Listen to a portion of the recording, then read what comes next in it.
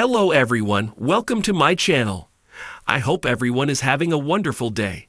Before starting the video, please go ahead and hit the subscribe button and give this video a like up. Beware the witching hour. That's the advice we're getting young and restless Sharon this week, knowing what's about to happen on Halloween night.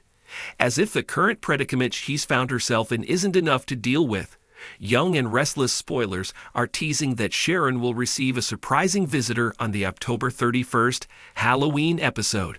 And we can't help but think that this could change everything about the trajectory of this story. Sharon's no stranger to dealing with unexpected visitors.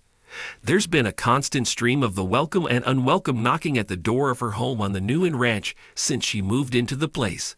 Sometimes, as is wont to happen on soaps, they even walk right in without waiting to be invited.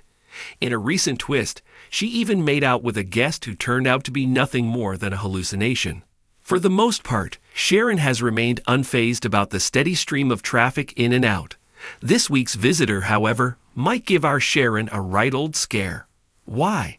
Perhaps because this particular caller has already shuffled off this mortal coil. Not that Sharon's any stranger to dealing with otherworldly types of visits either. Her late daughter Cassie has been turning up on the regular since her death decades ago, ready to dole out advice, comfort, and inspiration. The only time Cassie's appearances became bone-rattling was when they weren't an apparition at all, but instead Cassie's twin sister Mariah, who had been unwittingly hired to gaslight her own mother by an unrepentant Victor Newman. The blonde has also taken to hanging out with her former stalker, who she stabbed to death.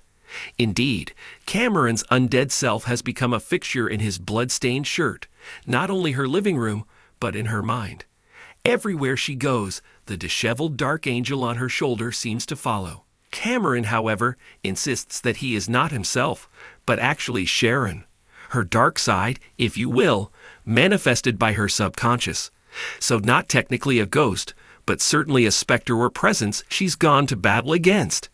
Sharon appeared to be on the verge of beating that devil and confessing her role in Heather's death to Nick, until the mere mention of Phyllis' name snapped her back into psychosis. Yep, she's the one person guaranteed to make Sharon see red. You see what we did there? And this immediately brought back the old demons. With a rather terrifying look in her eye, Sharon decided that Phyllis should join her former daughter-in-law in the hereafter. As Daniel was hauled off to jail while his apoplectic mother protested, Sharon shifted from the woman crying in Nick's arms that she couldn't take it anymore, back into stone-cold killer mode. That brings us to the present, with our surprise visitor set to arrive on the unsuspecting Sharon's doorstep, or perhaps right through the door into her living room on Halloween night.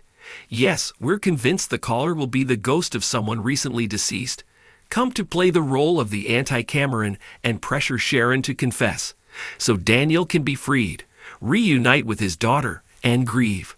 Vale Bloom teased that Sharon hadn't seen the last of Heather, and what better time for a shocking visit from the other side than Halloween night?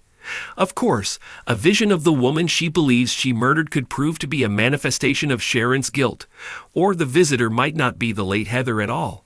But we like the idea of a haunting on All Hallows Eve, especially knowing it could change everything with the trajectory of this story. Will Heather's ghost get through to Sharon and make her come clean?